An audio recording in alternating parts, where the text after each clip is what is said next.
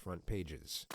On May 3, 2010, a friend called 911, who instantly guided her through the steps of CPR, which was then taken over by paramedics who arrived on the scene 4 minutes later. But their attempts at revival were unsuccessful, and Yardley was pronounced dead at exactly 2:47 a.m.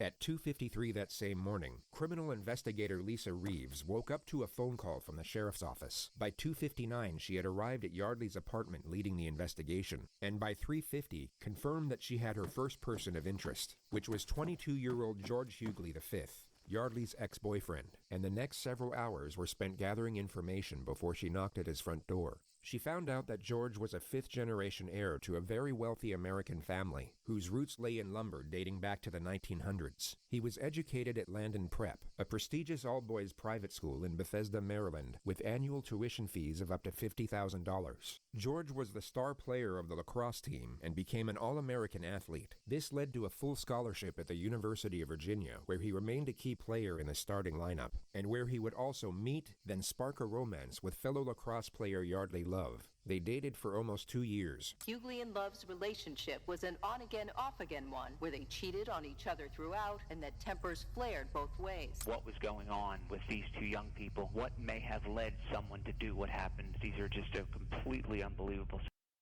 set of... Everybody watched the relationship. People were really troubled by it. They were scared for her. Nobody knew what to do. Yardley ended the relationship in 2010, just 2 weeks before graduation. 9 days later, she was found dead in her bedroom. And that same morning, George Hughley would hear a knock at his front door. He opened to Detective Lisa Reeves, who was dressed in civilian clothing. She introduced herself as a police officer, but mentioned nothing of the crime. She simply stated that she was conducting an investigation that could benefit from his presence at the sheriff's office. George's response was to lethargically put on his flip-flops, then walk over to the passenger side door of her unmarked police car and let himself in.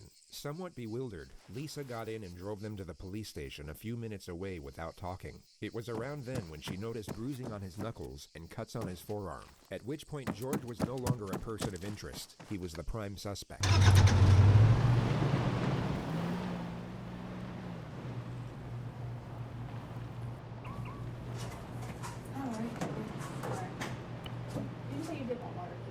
I know I introduced myself to you at your house, but my name is Lisa Reeves. Today's date is May 3rd, 2010. Current time is 7:52, okay? What's that? Alright, your first name is George? Yes. Right away, you'll come to notice that George is oblivious to the gravity of the situation, and it would be very safe to assume that he at this moment is unaware that Yardley has died. He seems to believe that he's in as much trouble as he would be sitting in a principal's office, perhaps for getting in a fight at class or on the lacrosse field, and the sooner he provides a sanitized version of the truth, the sooner he'll get to go home. This, of course, ties in perfectly with the interrogator's opening strategy, which we've labeled warmth for the sake of this video. She will downplay the severity of his situation to a considerable degree while maintaining a friendly temperament with a sympathetic undertone. She needs the suspect to feel safe and secure for the time being, as the less cautious he is, the more information he's likely to give away. Then as soon as he locks himself into one particular storyline, the pressure can commence, which often leads to a suspect being laden with panic and contradictions. Before we ask any questions, you must understand the rights. You have the right to remain silent, and if you say that you use this to import, you have the right to talk to a lawyer before questioning, you have one present during questioning. If you cannot afford a lawyer, one will be provided for you. And if you're willing to talk to us now, you have the right to stop talking to me. George has two options here. Option one is to remain silent, then allow his father to get him the most expensive